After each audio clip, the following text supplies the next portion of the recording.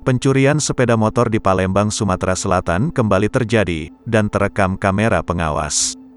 Sepeda motor dicuri saat pemiliknya memanasi mesin.